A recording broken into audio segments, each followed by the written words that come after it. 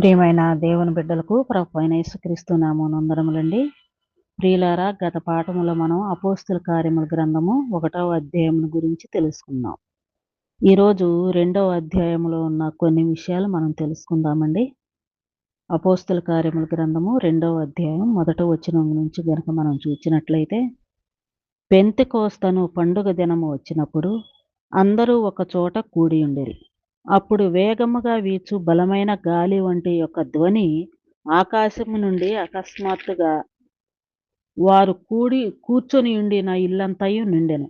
మరియు అగ్ని జ్వాలల వంటి నాలుకలు విభాగింపబడినట్టుగా వారికి కనబడి, వారిలో ఒక్కొక్కని మీద వ్రాలగా, అందరూ పరిశుద్ధాత్మతో నిండిన వారై, ఆ ఆత్మ వారికి వాక్శక్తిని అనుగ్రహించిన కొలది అన్య భాషలతో మాటలాడసాగిరి.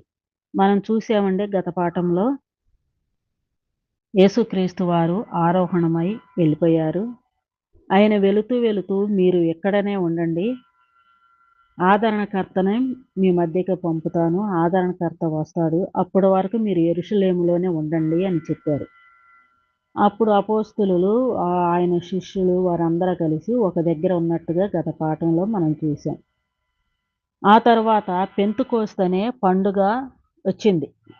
ఆ పండుగ దినములో అనేక మంది చుట్టుపక్కల అనేక ప్రాంతాల నుంచి ఇశ్రాయేలీయులందరూ కూడా ఆ పండుగ కోసం వచ్చారు. పండుగంటే వాళ్ళందరూ కూడా ఇశ్రాయేలీయులందరూ కూడా ఖచ్చితంగా ప్రతి పండుగని ఆచరించాలి. ధర్మశాస్త్ర చట్ట ప్రకారము ప్రతి పండుగని ఆచరించాలి. ఆ పండుగను ఆచరించటం కోసమై ఇతర దేశాల నుంచి, ఇతర ప్రాంతాల నుంచి వచ్చిన వారున్నారు. ఆ పండుగను చూడాలని గూడా వేరే జనాలు కూడా వచ్చారు. పండుగ కోసము అనేక ప్రాంతాల నుంచి అనేక మంది వచ్చినట్లుగా మనం గ్రంథంలో చూడగలుగుతూ ఉంటున్నాం. ఆ విధముగా ఇతర ప్రాంతాల నుంచి అనేక మంది వచ్చారు. ఎవరు వచ్చినా ఏం చేసినా దేవుని ప్రణాళిక కోసం అపోస్తలులు ఆ యొక్క యెరూషలేములోనే ఉన్నారు. వారు ఒక ప్రాంతములో ఒక గదిలో వారు ఉన్నట్లుగా మనం లేఖనములో చూస్తూ ఉన్నాం. వారు ఒక గదిలో ఉండి ప్రార్థించుచుండగా, ఆ యొక్క పెంతెకొస్తు అనే పండుగ దినాన వారు అందరూ ఒక చోట కూడి ఉన్నప్పుడు ఏం జరిగింది? వేగముగా వీచు బలమైన గాలి వంటి ఒక ధ్వని ఆకాశపు నుండి అకస్మాత్తుగా వారు కూర్చుని ఉన్న ఇల్లంతయు నిండిందంట. వేగముగా వీచు బలమైన గాలి వంటి ఒక ధ్వని వచ్చి వారు కూర్చున్న ఇల్లంతయు కూడా నిండిపోయింది. తర్వాత ఏం జరిగిందంటే, అగ్ని జ్వాలల వంటి నాలుకలు విభాగింపబడినట్టుగా, అగ్ని జ్వాలలలాగా వేరు ఒక నాలుకల్లాగా విభాగింపబడినట్టుగా వారికి కనపడింది. వారందరూ ఒక గదిలో ఉన్నారు. బలమైన గాలి ధ్వనితో వచ్చింది. ఆ ధ్వని ఏమైంది? అగ్ని జ్వాలల్లాగా, నాలుకల్లాగా విభాగింపబడింది. ఆ అగ్ని జ్వాలలు నాలుకల్లాగా విభాగింపబడి వారిలో ఏమైంది? వారిలో ఒక్కొక్కని మీద వ్రాలగా, వారిలో ఒక్కొక్కని మీద ఆ అగ్ని జ్వాలలు వ్రాలగా, అందరూ పరిశుద్ధాత్మతో నిండిన వారై, అందరికి ఏమైంది? అక్కడున్న వారందరిలో పరిశుద్ధాత్మతో నింపబడ్డారు. వారందరూ అప్పటి వరకు యేసుక్రీస్తు వారు ఆయన ఆరోహణమై వెళ్ళిపోతూ ఏమైతే చెప్పారో, ఆదరణకర్త అనగా పరిశుద్ధాత్మ మీ మీదకి వస్తదని ఏ విధంగా లేఖనాల్లో వ్రాయబడి ఉంది, ధర్మశాస్త్రంలో వ్రాయబడి ఉన్నది. అదే విధముగా ఆయన కూడా చెప్పారు. అలాగే వీళ్ళు కూడా ఎదురు చూస్తూ ఉన్నారు. ఎదురు చూచిన రీతిగానే పరిశుద్ధాత్మ వచ్చారు. వారిలో ఒక్కొక్కని మీద వ్రాలినప్పుడు వారందరికీ ఏమైంది? పరిశుద్ధాత్మతో వారందరూ నింపబడ్డారు. పరిశుద్ధాత్మతో నింపబడిన తర్వాత వారికేం జరిగింది? వారు పరిశుద్ధాత్మతో నింపబడిన తర్వాత వారికేం జరిగింది అంటే, వారికి వాక్‌శక్తి అనుగ్రహించబడింది. వాక్‌శక్తి అంటే ఏంటి? వాక్‌శక్తి అంటే వాక్కు, మాట. అంటే వారికి అంతకుముందు మాటలు రావనా? మాటలు రావని కాదు. వారికి మంచి వాక్‌శక్తి అనుగ్రహింపబడింది. అంటే వాక్‌శక్తి అనుగ్రహింపబడిందంటే పరిశుద్ధాత్మతో నింపబడిన వారై వాక్‌శక్తిని పొందుకున్నారు. అనుగ్రహింపబడింది. అప్పుడు పరిశుద్ధాత్మతో నింపబడిన వారయ్యున్న ఆ వాక్‌శక్తి ఏం మాట్లాడటానికి సిద్ధంగా ఉన్నారు? అప్పుడు వారేం చేశారు? అనుగ్రహించిన కొలది అన్య భాషలతో వారు మాటలాడసాగిరి. అన్య భాషలతో వాళ్ళు మాట్లాడసాగిరి. అంటే అప్పటి వరకు నిజంగా మనం చూసినట్లయితే ఆ యొక్క శిష్యులందరూ కూడా సరిగా చదువు లేనివారు. జాలర్లు. చదువు లేని వారు, జాలర్లుగా ఉన్న వారు వారికి ఏ భాషలొస్తాయి? వారి సొంత భాష మాత్రమే వచ్చిద్ది. వారు ఎక్కడైతే జీవిస్తా ఉన్నారో వారి స్థానికంగా ఉన్న వారి భాష మాత్రమే వస్తది. అప్ అయితే వీళ్ళకేమైందంటే వీళ్ళేం జేశారంటే వాళ్ళకి వాక్‌శక్తి అనుగ్రహించిన కొలది వారేం జేశారంటే అన్య భాషలతో మాట్లాడసాగిరి. అంటే అన్య భాషలంటే అర్థమేంటి? అన్య భాష అంటే ఇతర భాష. మనది కాని వేరే భాష. ఆ భాష మనది కాదు. అంటే వేరే భాష. అంటే మనం తెలుగులో మాట్లాడతాం. మనకు తెలుగు మాత్రమే వచ్చు. కానీ అట్లాగే వారి భాష వాళ్ళకి హెబ్రీ భాష అనుకో, వాళ్ళ హెబ్రీ భాష మాత్రమే వచ్చు. వేరే భాష రాదు.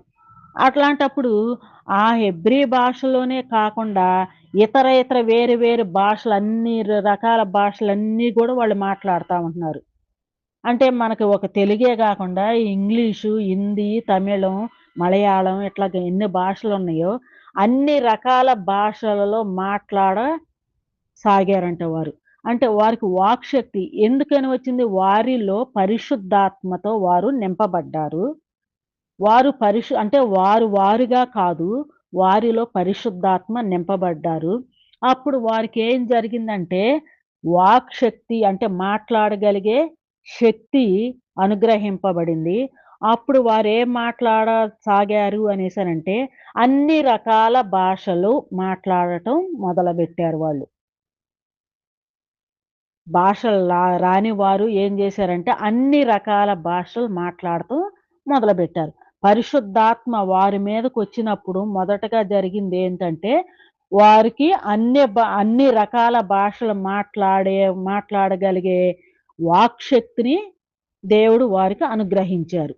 అలాగే ఆ కాలమందు ఆకాశము క్రింద నుండు ప్రతి జనములో నుండియు ప్రతి జనములో నుండియు వచ్చిన భక్తి గల యూదులు యెరూషలేములో కాపురముండిరి. ఇక్కడ చూసినట్లయితే ఆ కాలమున ఆకాశము క్రింద నుండు ప్రతి జనములలో నుండి వచ్చిన భక్తి గల యూదులు యెరూషలేములో కాపురముండిరి. అంటే ఆకాశము అంటే ప్రతి ప్రదేశం భూప్రాంతంలో ఉన్న ప్రతి ప్రదేశములో ఉన్న యూదులందరూ కూడా అక్కడికొచ్చి ఉన్నారంట. అలాగే అక్కడ ఉంటూ ఉన్నారంట. అదే విధంగా ఈ శబ్దము కలుగగా జనులు గుంపులుగా కూడి వచ్చి, ప్రతి మనుషుడు తన తన స్వభాషతో వారు మాటలాడుట విని కలవరపడిరి. అంతటా అందరూ విభ్రాంతి నొంది ఆశ్చర్యపడిరి. ఇక్కడేం జరిగిందంటే, ఆ యొక్క అపోస్తలులు, అక్కడున్న శిష్యులు వారందరూ కూడా ఏం చేశారు? వారు పరిశుద్ధాత్మ నింపబడిన వారయ్యి అన్ని రకాల భాషలు మాట్లాడుతా ఉన్నారు. అన్ని రకాల భాషలు మాట్లాడుతా ఉంటుంటే, అక్కడ స్థానికంగా ఉన్న యూదులు ఉన్నారు గదా! అంటే ఈ యూదులు గూడా అనేక ప్రాంతానికి అనేక ప్రాంతంలో ఉన్న వారందరూ కూడా ఆ సమయంలో అక్కడ ఉన్నారు. అక్కడ కాపురం ఉంటూ ఉన్నవారు గూడా ఉన్నారు. ఆ విధంగా అనేకమంది అక్కడ ఉన్నప్పుడు, ఈ శబ్దము అంటే ఈ పరిశుద్ధాత్మ వచ్చినప్పుడు వచ్చిన ఆ యొక్క శబ్దానికి వారందరూ ఏమిటా అని ఆశ్చర్యంగా వారందరూ ఆ ప్రదేశానికొచ్చారు. వారున్న ప్రదేశానికొచ్చినప్పుడు వీరేం జేస్తన్నారంటే, ఈ యొక్క అపోస్తలులేం జేస్తన్నారంటే, అన్ని రకాల భాషలతో మాట్లాడుతూ ఉన్నారు. అన్ని రకాల భాషలతో వారు మాట్లాడుతూ ఉన్నప్పుడు, వారందరూ కూడా కలవరపడతా ఉంటున్నారు. అమ్మ! ఏంది వీళ్ళు? ఏంటి ఇన్ని రకాలుగా ఇట్లా మాట్లాడుతున్నారేంటి? అనేసని ఆశ్చర్యంగా చూస్తా ఉంటున్నారు. అంతటా అందరూ విభ్రాంతి నొంది ఆశ్చర్యపడి, ఇదిగో మాటలాడుచున్న వీరందరూ గలిలయులు కారా? మనలో ప్రతివాడు తాను పుట్టిన దేశ భాషతో వీరు మాటలాడుట మనము వినుచున్నామే. ఇదేమి ఇదేమి పార్థీయులు, మాదీయులు, ఎలామీయులు, మెసొపొతేమియులు, యోదయ, కప్పదొకియ, పొంతు, ఆసియా, ఫ్రుగియ, సంపూలియ, ఐగుప్తు అను దేశముల యందలి వారందరూ కురేనీ దగ్గర నిలిచి కురేనీ దగ్గర లిబియా ప్రాంతముల యందు కాపురమున్నవారు. రోమా నుండి పరవాసులుగా వచ్చినవారు. యూదులు యోధా మత ప్రవిష్టులు. కేద్రీయులు, అరబీయులు మొదలైన మనమందరము వీరు మన భాషలతో దేవుని గొప్ప కార్యములు వివరించుట వినుచున్నామని చెప్పిరి. ఇక్కడ చూచినట్లయితే అక్కడున్న వారందరూ కూడా ఇదేమి వీరందరూ మన మనవాళ్ళే గదా! వీరందరూ మన గలిలయులు కారా? మన భాషే గదా వాళ్ళకొచ్చు. మనోళ్ళే గదా! అదిగో మన యోహాను, లేదా మన పేతురు, మన సీమోను మనవాళ్ళే గదా! వీళ్ళందరూ మన గలిలయులే గదా! వీళ్ళేంటి ఈ ఇన్ని రకాల భాషలు మాట్లాడుతున్నారు. మాదీయులు, పార్థీయులు, ఎలామీయులు, అన్ని దేశాల చుట్టుపక్కల అన్ని రకాల ఏ దేశానికి ఏ భాష ఉందో అన్ని భాషలతో వీరు మాట్లాడుతున్నారేంటి? అనేసని వారు ఆశ్చర్యపోతా ఉన్నారనమాట. ఆశ్చర్యపోతున్నారు. ఎందుకని వీరికేం కలిగింది? పరిశుద్ధాత్మ వచ్చిన తర్వాత, వారికి వాక్‌శక్తి అనుగ్రహించిన తర్వాత, వారు అన్ని రకాల భాషలతో మాట్లాడటం పరిశుద్ధాత్మ దేవుడు వారికి అనుగ్రహించారు. అందుకని వారు ఆ విధముగా మాటలాడటము మొదలుబెట్టారు. అదంతా వినిన తర్వాత స్థానికులు ఆశ్చర్యపోతున్నారు. ఇదేంటి మన గలిలయులే గదా వీళ్ళంతా. వీళ్ళేంటి ఇన్ని దేశాల భాషలు మాట్లాడుతున్నారేంటి అనేసని చెప్పుతూ, అంతేకాదు అన్ని దేశాల భాషలతో వారు ఏం మాట్లాడుతున్నారు? వీరు ఇన్ని దేశాల భాషలు మాట్లాడుతున్నారు. పార్థీయులు, మాదీయులు, ఎలామీయులు, మెసొపొతీయులు, యోదయ, కప్పదొకియ, పొంతు పిలత ఇన్ని రకాల దేశాలు అన్ని భాషలు వీరు మాట్లాడుతున్నారు. ఇన్ని భాషలు మాట్లాడి అంటే పరిశుద్ధాత్మ వచ్చి వారికి వాక్‌శక్తి అనుగ్రహించిన తర్వాత వారు అన్ని రకాల భాషలతో వారు మాట్లాడుతున్నారు. మంచిది. అన్ని రకాల భాషలు వారికొచ్చినియి. కానీ అన్ని రకాల భాషలతో వాళ్ళు మాట్లాడుతూ వాళ్ళు ఏం చేస్తున్నారు? ఏం మాట్లాడుతున్నారక్కడ? అక్కడ ఆ పండుగ కోసం అన్ని దేశాల వారు అక్కడికొచ్చారు. పెంతెకోస్తు అనే పండుగ కోసం అన్ని దేశాల నుంచి వారందరూ ఇప్పటి వరకు మనం చదువుకున్న దేశాలన్నిటి నుంచి ఆ పండుగ కోసం వాళ్ళందరూ అనేక మంది ఆ ప్రాంతానికొచ్చారు. అప్పుడు ఇక్కడ వీరేం చేశారంటే పరిశుద్ధాత్మతో నింపబడిన వారై అన్ని దేశాల వారికి అర్థమయ్యేలాగా వారు మాట్లాడుతున్నారు. అన్ని రకాల భాషలు, అన్ని దేశాల వారికి అర్థమయ్యేలాగా ఆ భాషతో వారి భాషలలో వారు ఆ విధముగా మాట్లాడుతున్నారు. ఆ భాషలు వేరు వేరు భాషలతో వారు మాట్లాడుతూ, వారు ఏం మాట్లాడుతున్నారు? భాషలు ఓకే. వేరు వేరు భాషలొస్తున్నాయి.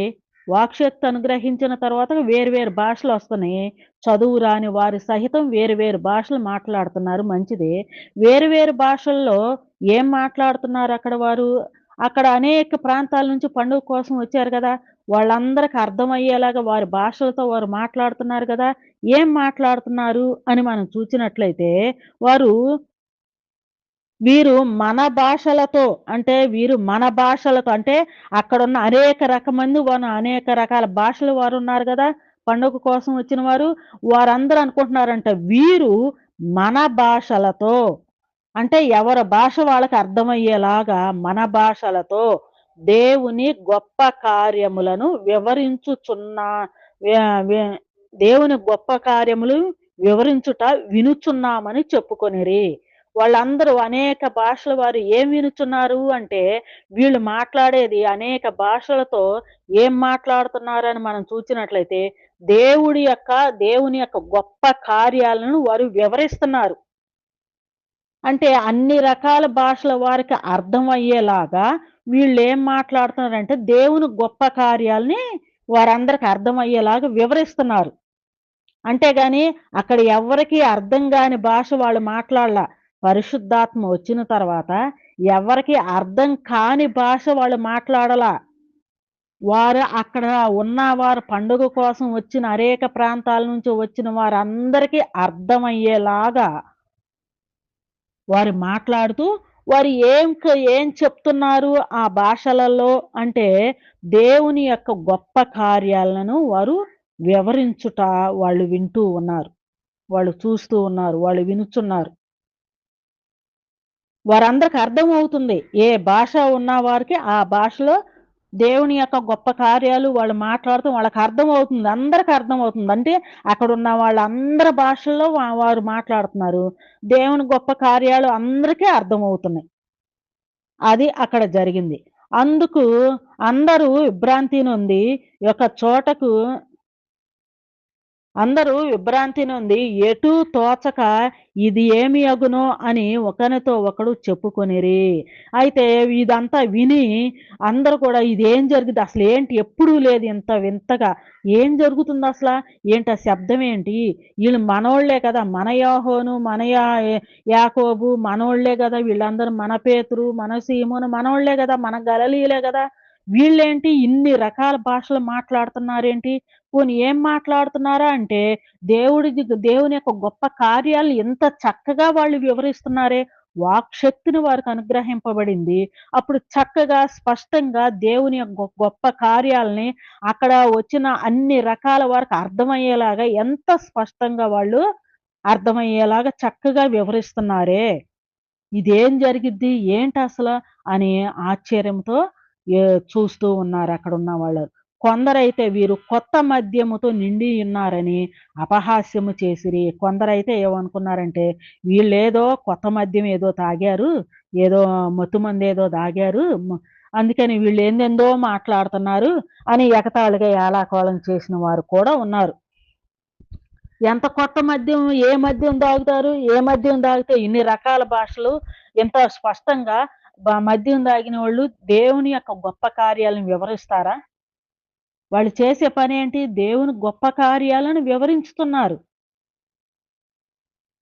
ఆ విధంగా ఎగతాళి చేశారు. అయితే ఇలా జరుగుతా ఉంటుంటే ఇట్లాగ మాట్లాడుకుంటూ అక్కడున్న వాళ్ళందరూ ఆశ్చర్యంగా చూస్తా ఉంటున్నారు. అప్పుడు ఇదంతా గూడా చూచిన తర్వాత వారిలో పేతురు గారు నిలవబడి ఇలా మాట్లాడుతూ ఉంటున్నారు. 14 వచనం. అయితే పేతురు ఆ పదనకొండురితో కూడా లేచి నిలిచి బిగ్గరగా వారితో ఇట్లనెను. ఓ యోదయ మనుషులారా! యెరూషలేములో కాపురున్న సమస్త జనులారా! ఇది మీకు తెలియగాక చెవియొగ్గి నా మాట వినుడి. మీరు ఊహించునట్టుగా వీరు మత్తులు కారు. ప్రొద్దు పొడిచి జామైనా కాలేదే. ఏవేలు జామైనా కాలేదు.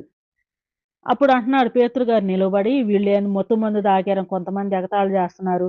కొంతమందేమో ఇదేంటి ఈ భాషలో ఎవరికి వాళ్ళు అనుకుంటున్నారు. వీళ్ళేంటి మన భాషల్లో ఇదిగో చూద్దాం 11 వచనం. వీరు మన భాషలతో దేవుని గొప్ప కార్యములు వివరించుట వినుచున్నామని చెప్పుకొనిరి. అంటే ఎవరికి వారే పైన చదువుకున్నట్టుగా ఇన్ని దేశాల వారు, ఇన్ని ప్రాంతాల వారున్నారు గదా!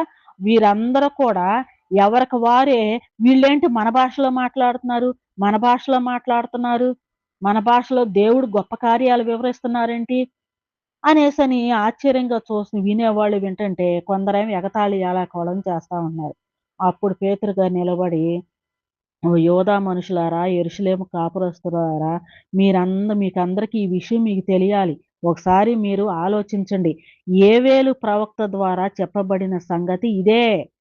మన ప్రవచనాలు మీకు తెలుసు గదా! ధర్మశాస్త్ర చట్టం అంతా మీకు తెలుసు గదా! ధర్మశాస్త్ర చట్టములో యోవేలు ప్రవక్త ద్వారా వ్రాయబడిన ప్రవచనము ఇప్పుడు నెరవేర్చబడినది. ఎట్లా నెరవేర్చబడినది? అంత్య దినముల యందు నేను మనుషులందరి మీద నా ఆత్మను కుమ్మరించెదను. మీ కుమారులను, మీ కుమార్తెలను ప్రవచించెదరు.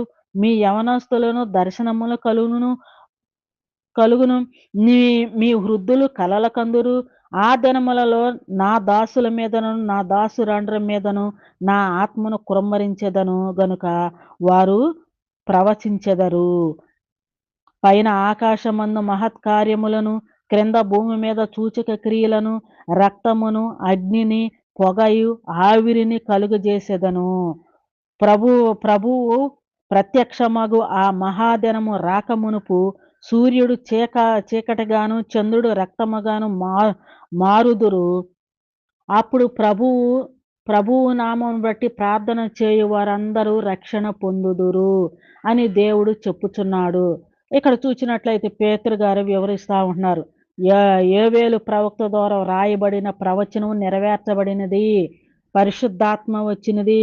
మీరందరూ గూడా ఇక్కడ మనుషులందరి మీద పరిశుద్ధాత్మ కుమ్మరింపబడుతుంది. మీ కుమారులు, మీ కుమార్తెలు ప్రవచించెదరు. ప్రవచించటం అంటే అర్థం ఏంటి? జరగబోయేది చెప్పటం. ప్రవచనం అనేది జరగబోయేది చెప్పటం. యవనులు దర్శనములు కలుగును, వృద్ధులు కలల కందురు. ఆ దినమున నా దాసుల మీదను, నా దాసురాండ్రి మీద నా ఆత్మను కృమ్మరించెదను గనుక వారు ప్రవచించెదరు అనేసని ఈ విషయాలన్నిటినీ ప్రవచనాల్లో వ్రాయబడినట్టుగా జరిగింది అనేసని పేతురు గారు వివరించి చెప్పారు. అంతేకాదు పరిశుద్ధాత్మ ఇంకా చాలా వివరించి ఉంటారక్కడ. ఏమని చెప్తున్నారంటే, ఈ విధముగా పరిశుద్ధాత్మ వచ్చారు. వీళ్ళందరూ ఏం చెప్తూ ఉంటున్నారు? దేవుని యొక్క గొప్ప కార్యాలని చెబుతూ ఉంటున్నారు. దేవుని గొప్ప కార్యాలు చెప్పిన తర్వాత అనేక మంది రక్షింపబడాలి. అనేక మంది రక్షింపబడిన తరువాత యేసుక్రీస్తు వారి యొక్క రెండవ రాకడ గురించి కూడా ఇక్కడ పేతురు గారు మాట్లాడుతూ ఉన్నారు. అనేక మంది రక్షింపబడాలి. రక్షింపబడిన తరువాత రెండవసారి యేసుక్రీస్తు వారు రాబోతూ ఉన్నారు. అప్పుడు ఏం జరిగిద్ది? పైన ఆకాశమందు మహత్కార్యములను, భూమి క్రింద సూచక క్రియలను, రక్తము, అగ్నిని, పొగయు, ఆవిరి కలుగజేయును. ప్రభువు ప్రత్యక్షమగు మహాదినము రాకమునుపు సూర్యుడు చీకటిగాను, చంద్రుడు రక్తముగాను మారుదురు అనేసని ఇలాంటియన్నీ రెండవ రాకడలో అంటే పరిశుద్ధాత్మ వచ్చిన తర్వాత అందరూ రక్షింపబడాలి. రెండోసారి ఆయన రాకడకు ముందు ఈ విధముగా కార్యములు జరుగుతియి. రక్షింపబడిన వారందరిని గూడా ఆయన తీసుకొని వెళతాడు అనే విషయాలు ఇంకా చాలా సంఘటనలు ఇక్కడ ఆయన చెప్పి ఉంటారు. అన్నీ రాయటానికి మనకి సరిపోదు గాని.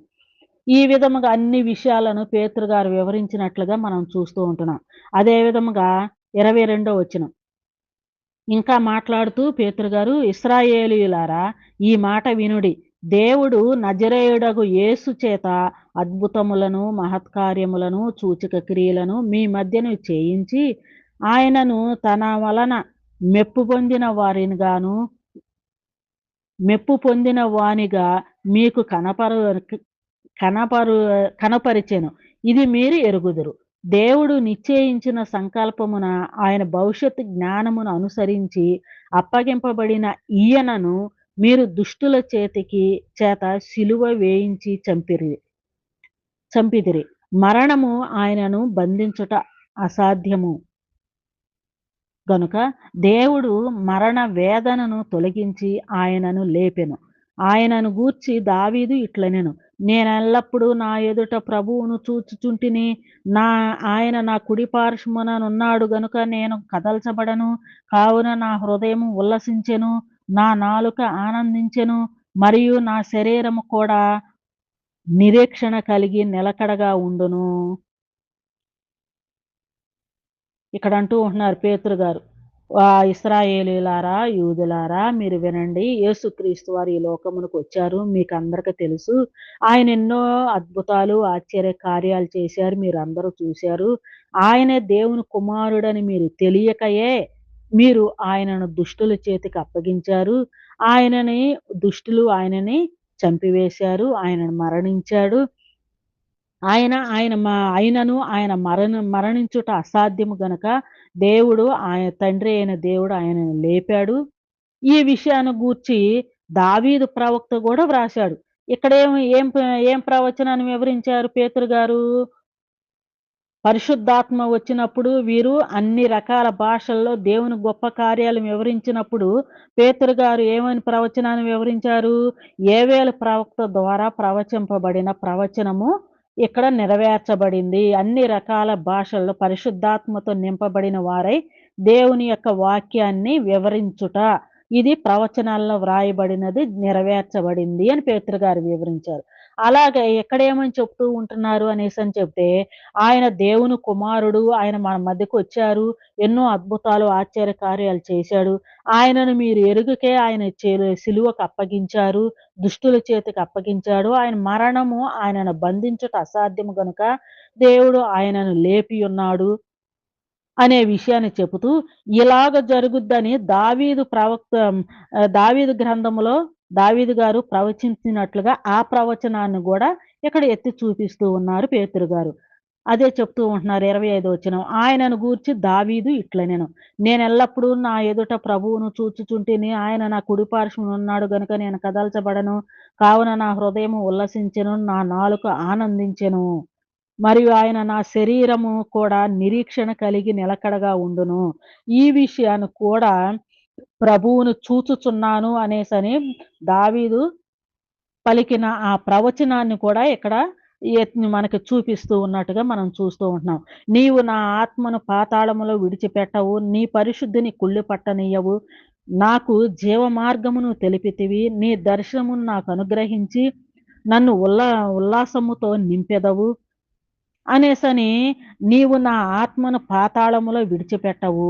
నీ పరిశుద్ధిని కుళ్ళి పట్టనీయవు. నాకు జీవ మార్గమును తెలిపితివి. ఎవరి ఆత్మ, ఎవరి శరీరము కుళ్ళిపోలేదు. ఏ మానవుడు చనిపోయిన ప్రతి ఒక్క మానవుడి యొక్క శరీరము కుళ్ళిపోయింది. కానీ యేసుక్రీస్తు వారి యొక్క శరీరము కుళ్ళిపోలేదు. ఆయన శరీరము ఆయన అక్కడ ఆయనను పాతాళములో విడిచిపెట్టలేదు. ఆయన తిరిగి లేచి ఉన్నాడు. ఆయనే జీవ మార్గము. నిత్య రాజ్యానికి వెళ్ళటానికి జీవ మార్గముగా యేసుక్రీస్తు వారు ఉన్నారు. ఈ విషయాలన్నిటిని గూడా దావీదు గారు ప్రవచించినట్లుగా ఈ ప్రవచనాల్లో వ్రాయబడిన మీరైతే సిలువకు ఆయన్ని అప్పగించారు కానీ, మీరైతే ఆయన్ని దుష్టుల చేతికి అప్పగించారు గానీ, ఎలాగున జరుగుద్దని ఆ దుష్టులు అతనిని బంధిస్తారని, చంపివేస్తారని, అయినను తండ్రి అయిన దేవుడు ఆయనను పాతాళములో విడిచిపెట్టడని, ఆయనను తిరిగి లేపుతాడనే విషయము ప్రవచనాల్లో ఉన్నది. ఆ ప్రవచనాల ప్రకారం ఇలా జరిగింది. మీరైతే అప్పగించారు కానీ, ఇది ప్రవచనం ద్వారా జరిగింది. ఈ విషయాలన్నీ మీకు తెలియకయే ఇలాగా మీరు ప్రవర్తించారు అనే విషయాన్ని పేతురు గారు మరలా వారికి ఈ విషయాన్ని గూడా అక్కడ స్థానికులకి వివరిస్తున్నట్టుగా మనం చూస్తా ఉంటున్నాం. పేతురు గారు గూడా అన్ని రకాల భాషలు అక్కడున్న వారందరికీ అర్థమయ్యే విధముగా అన్ని రకాల భాషలు అర్థమయ్యే విధముగా ఈ ప్రవచనాలన్నిటిని వారికి వివరించుతూ ఉన్నారు. ఇక్కడ ఏం ఏం మాట్లాడుతున్నారు అని మనం చూసినట్లయితే, వీరు అన్య భాషలలో దేవుని గొప్ప కార్యములను చూచుచున్నామని చెప్పుకుంటున్నారు గదా! అన్య భాషలలో అన్ని రకాల భాషల్లో ఏం వివరిస్తున్నారు అంటే, ప్రవచనాల్లో ప్రభువారి గురించి ఏమి వ్రాయబడింది అది నెరవేర్చబడినది. ప్రవచనాల్లో పరిశుద్ధాత్మ గూర్చి ఏమి వ్రాయబడింది అది నెరవేర్చబడినది అనే విషయాన్ని పేతురు గారు అన్ని రకాల భాషలలో అందరికి అర్థమయ్యే విధముగా ఆయన ఈ విషయాలన్నీ చెప్పుచున్నట్లుగా మనం చూస్తూ ఉంటున్నాం. ఇంకా మనం చూసినట్లయితే 29వ వచనం. సహోదరులారా, మూల పురుషుడగు దావీదును గూర్చి మీతో నేను ధారాళముగా మాటలాడవచ్చును. అతడు చనిపోయి సమాధి చేయబడెను. అతడు సమాధి నేటి వరకు మన మధ్యనే ఉన్నది. అతడు ప్రవక్త అయి ఉండెను గనుక అతని గర్భఫలములో నుండి అతని సింహాసనము మీద ఒకని కూర్చుండబెట్టుదును అని దేవుడు తనతో ప్రమాణపూర్వకంగా ఒట్టు పెట్టుకొనిన సంగతి అతడెరిగి ఏమంటున్నారు ఇంకా పేతురు గారు, అయ్యా దావీదుని గురించి అనుకుంటున్నారా? నీవు నా ఆత్మను పాతాళములో విడిచిపెట్టవు. నీ పరిశుద్ధిని కుళ్ళి పట్టనియ్యవు. నాకు జీవమార్గము తెలిపితివి అంటే నీవు నా ఆత్మను పాతాళములో విడిచిపెట్టవు, నీ పరిశుద్ధిని కుళ్ళు పట్టనియ్యవు అనేదని ఆ మాట దావీదు గదా పలుకుతున్నాడు. దావీదు పలుకుతున్నాడు అంటే దావీదుని శరీరాన్ని గూర్చి, దావీదుని గూర్చి పలుకుతున్నాడు అని మీరు అనుకుంటున్నారా? ఇది దావీదుని గూర్చి కాదు సహోదరులారా. ఎవరిని గూర్చి మాట్లాడుతూ ఉన్నారు? అతని వంశములో నుంచి దావీదుని గురించి కాదు. ఎందుకంటే దావీదు చనిపోయాడు మనకు తెలుసు. దావీదు యొక్క సమాధి మన మధ్యనే ఉన్నది. నేటి వరకు మన మధ్యనే ఉన్నది. ఆ విషయాలన్నీ గూడా మీకు తెలుసు. కాబట్టి దావీదును గూర్చి కాదు అని పేతురు గారు వివరించి, అతని గర్భఫలములో నుండి అతని సింహాసనం మీద ఒకని కూర్చుండబెట్టుదును అని దేవుడు తనతో ప్రమాణపూర్వకంగా ఒట్టు పెట్టుకున్న సంగతి అతడెరిగి, అంటే దావీదుతో దేవుడు ప్రమాణం చేశాడు. నీ సింహ నీ వంశంలో నుంచి నీ గర్భఫలములో నుంచి ఒకని సింహాసనం మీద కూర్చుండబెడతాను అని దావీదుతో ప్రమాణం చేసిన విషయము దావీదుకి తెలుసు. అయితే దావీదుకు తెలిసినప్పుడు దావీదు గర్భ సంతానములో నుంచి అని చెప్పాడే కానీ, దావీదు కుమారులను గురించి అక్కడ చెప్పినట్లుగా కాదు. దావీదు కుమారులను గురించి కాదు అక్కడ చెప్పింది. ఎవరిని గురించి? క్రీస్తు అంటే పైన ఎవరి గురించి మనం మాట్లాడుకున్నాము? యేసుక్రీస్తు వారిని ఆ యొక్క ఇశ్రాయేలీలు, యూదులు అప్పగించేశారు. ఎవరికి? దుష్టుల చేతకి అప్పగించారు. వారికి తెలియకయే అప్పగించారు. అయితే ఆయన చనిపోయాడు కానీ ఆయన శరీరం కుళ్ళు పట్టలేదు. ఆయన తిరిగి లేచాడు. అంటే దావీదును గూర్చి కాదు. దావీదు శరీరం గూర్చి కాదని మనకు అర్థమైంది. అయితే మరి ఇంకొక ప్రవచనం ఏముంది? నీ యొక్క వంశములో నుంచి, నీ గర్భఫలములో నుంచి ఈ యొక్క సింహాసనం మీద ఒకని కూర్చుండబెడతాను అనేసని అన్నాడు. అంటే ఇక్కడ చెప్పుకుంటా వస్తున్నది ఎవరిని చంపివేశారు? ఎవరు తిరిగి లేచారు? పాతాళములో నుంచి తిరిగి లేచిందెవరు? యేసుక్రీస్తు వారు. అంటే ఆయనకి సింహాసనమును గూర్చి గూడా పేతురు గారు ప్రవచించింది ఎవరి గూర్చంటే, దావీదు వంశములో నుంచే యేసుక్రీస్తు వారు వచ్చారు గనుక, మనం చూచినట్లయితే మత్తయి సువార్త మొదటి అధ్యాయం నుంచి చూసినట్లయితే, దావీదు వంశములో నుంచి వచ్చిన యేసుక్రీస్తు వారి యొక్క వంశావళిని గూర్చి మనకు అర్థమైద్ది. అదే విధముగా ఇక్కడ యేసుక్రీస్తు వారు పాతాళములో విడువబడలేదనియు, ఆయన శరీరము కుళ్ళిపోలేదనియు దావీదు ముందుగానే తెలుసుకొని, ఆయన పునర్ధానమును గూర్చి చెప్పెను. అంటే ఎవరిని గూర్చి చెప్పాడంట దావీదు? యేసుక్రీస్తు వారిని గూర్చే నా యొక్క శరీరము కుళ్ళు పట్టలేదు, పరిశుద్ధుడు కుళ్ళిపోలేదనే మాట ఎవరిని గూర్చి చెప్పాడు అంటే, యేసుక్రీస్తు వారిని గూర్చే దావీదు పలికినట్టుగా ఇక్కడ మనకు అర్థమవుతూ ఉన్నది.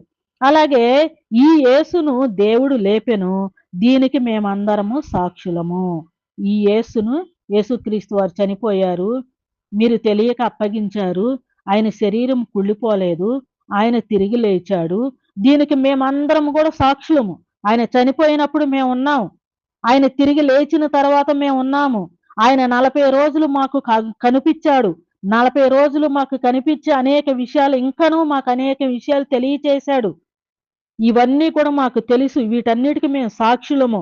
ఇదంతా జరిగిద్దని దావీదు గారు కూడా ప్రవచించారు. దావీదు గారు ప్రవచించిన రీతిగానే ఈ విధముగా ఇక్కడ జరిగినది అనే విషయాన్ని పేతురు గారు వారికి అర్థమయ్యేలాగా అన్ని రకాల భాషలలో అందరికి అర్థమయ్యేలాగా వివరించినట్లుగా మనం చూస్తూ ఉన్నాం. కాగా ఆయన దేవుని కుడి పార్శ్వమున హెచ్చింపబడి పరిశుద్ధాత్మను గూర్చిన వాగ్దానము తండ్రి వలన పొంది మీరు చూచుచు వినుచున్న దీనిని కుమ్మరించి ఉన్నాడు. దావీదు పరలోకమునకు ఎక్కిపోలేదు. అయితే అతడు ఇట్లా నేను నీ శత్రువులను నీ పాదముల క్రింద పాదపీఠముగా ఉంచు వరకు నీవు నా కుడి పార్శ్వమున కూర్చుండుమని ప్రభువు నా ప్రభువుతో చెప్పెను. ఇక్కడ మనం చూసినట్లయితే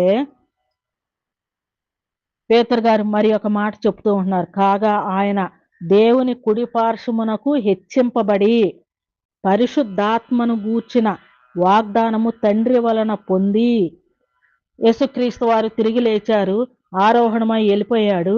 దేవుని యొక్క కుడి పార్శ్వమున ఆయన కూర్చుని ఉన్నాడు. దేవుని కుడి పార్శ్వమందు ఉండి ఆయన పరిశుద్ధాత్మను గూర్చిన వాగ్దానము కూడా ప్రవచనాల్లో వ్రాయబడిన రీతిగానే ఆ వాగ్దానాన్ని కూడా తండ్రి వలన పొంది ఆ పరిశుద్ధాత్మను పంపుతాను వస్తాడు అనే విషయాన్ని కూడా యేసుక్రీస్తు వారు తండ్రి వలన పొంది మీరు చూచుచున్న వినుచున్న దీనిని గూర్చి దీనిని కుమ్మరించి ఉన్నాడు. తండ్రి వలన పరిశుద్ధాత్మను పొందుకొని ఆయన తండ్రి యొక్క కుడి పార్శ్వమున ఉండి పరిశుద్ధాత్మని తండ్రి చేత వాగ్దానాన్ని పొందుకొని ఆ పరిశుద్ధాత్మనే ఈ లోకమునకు పంపించి వీరందరి మీద కుమ్మరించి ఉన్నాడు. ఇదంతా కూడా ప్రవచనాల్లో వ్రాయబడి ఉన్నది అనే విషయాన్ని పేతురు గారు చెప్తూ ఉంటున్నారు. దీనికి కూడా వివరిస్తా ఉంటున్నాడు. దావీదు పరలోకానికి ఎక్కిపోలేదు. అంటే దావీదు మాట్లాడిన మాటలు కదా ఇప్పుడు వరకు మనం చెప్పుకున్నది. దావీదు పలుకుతున్న మాటలు కదా. అందుకనే ఒకవేళ దావీదును గూర్చి చెప్తున్నాడని మీరు అనుకుంటున్నారా? దావీదు పరలోకానికి ఇంకా ఎక్కిపోలేదు. దావీదు చనిపోయాడు. ఆయన సమాధి మన మధ్యనే ఉన్నది. చనిపోయిన వారెవ్వరూ కూడా ఇంతవరకు తండ్రి యొద్దకి ఎవ్వరూ వెళ్ళలేదు. కనుక దావీదు పరలోకానికి ఎక్కిపోలేదు. అయితే అతడు ఇట్లన్నాడు. ఎవరు? దావీదు ఈ మాట అంటున్నాడు. ఏమంటున్నాడు? నేను నీ శత్రువులను నీ పాదముల క్రింద పాదపీఠముగా ఉంచు వరకు. ఏమంటున్నారు? నేను ఎవరంటున్నారు? దావీదు అంటున్నారు. కానీ దావీదు మాట్లాడే మాటలన్నీ దావీదును గూర్చి కాదు. ఏమన్నాడు? నేను నీ శత్రువులను నీ పాదముల క్రింద పాదపీఠముగా ఉంచు వరకు నీవు నా కుడి పార్శ్వమున కూర్చుండుమని ప్రభువు నా ప్రభువుతో చెప్పెను. తండ్రి అయిన దేవుని యొక్క కుడి పార్శ్వమందు ఎవరు కూర్చున్నారు ఇప్పుడు? యేసుక్రీస్తు వారు భూలోకానికి వచ్చి ఎంతో త్యాగము చేసి ఎంతో ప్రణాళిక ప్రకారం ఆయన చనిపోయి తిరిగి లేచి తండ్రి యొక్క కుడి పార్శ్వాన కూర్చున్నాడు. అప్పుడు తండ్రి కూర్చొని ఏమని చేశాడు యేసుక్రీస్తు వారు? పరిశుద్ధాత్మని ఈ లోకానికి పంపించాడు. పంపిన తర్వాత తండ్రి యేసుక్రీస్తు వారితో అంటూ ఉంటున్నారు. తండ్రి అయిన దేవుడు ప్రభువారితో ఈ మాట అంటూ ఉంటున్నాడు. ఏమంటున్నాడు? నేను నీ శత్రువులను నీ పాదముల క్రింద పాదపీఠముగా ఉంచు వరకు నీవు నా కుడి పార్శ్వమున కూర్చుండుమని ప్రభువు నా ప్రభువుతో చెప్పాను. ఏ ప్రభువు చెప్తూ ఉన్నాడు? తండ్రి అయిన దేవుడు యేసుక్రీస్తు వారితో చెప్తూ ఉంటున్నాడు. ఏమని చెప్తూ ఉంటున్నాడు? పరిశుద్ధాత్మ వెళ్ళారు. ఆయన పని ఆయన చేస్తారు. ఆయన దాసులను వాడుకొని దాసుల ద్వారా అనేక ఆత్మలను రక్షిస్తారు. అప్పుడు సాతాను కృంగిపోతది. సాతాను నశించిపోతది. అనేక మందిని రక్షిస్తారు. అంటే ఇప్పటి వరకు ఈ లోక రాజ్యములు సాతాను చెప్పింది కదా, మత్తయి సువార్తలు మనం చదువుకున్నాము. ఈ లోక రాజ్యాలన్నీ నా చేతి కింద నా కిందే ఉన్నాయి. నాకు నమస్కారం చేస్తే ఈ రాజ్యాలన్నీ నీకు ఇస్తానని యేసుక్రీస్తు వారిని శోధించింది కదా సాతాను. అయితే యేసుక్రీస్తు వారు సాతానికి ఎందుకు లొంగుతాడు? ఆయన మరణ యాగము ద్వారా అందరిని రక్షించుకోవటానికి ఆయన ఒక ప్రణాళిక ప్రకారం వచ్చారు. అలాగ ఆయన రక్తాన్ని, పరిశుద్ధమైన రక్తాన్ని ఇక్కడ ఉంచి వెళ్ళారు. పరిశుద్ధాత్మని పంపించారు. ఆ పరిశుద్ధాత్మ ద్వారా అనేక మంది రక్షించినప్పుడు, అనేక మంది రక్షింపబడితే అప్పుడు సాతాను దాని యొక్క పవర్ అంతా తగ్గిపోద్ది. ఈ లోకము దాని రాజ్యము దాని కిందున్న వారందరూ కూడా దాన్ని ఒకానొక సమయానికి తీర్పు దినాన అది నిత్య నరకానికి వెళ్ళబోతుంది. సాతానుడు నిత్య నరకానికి వెళ్ళబోతున్నాయి.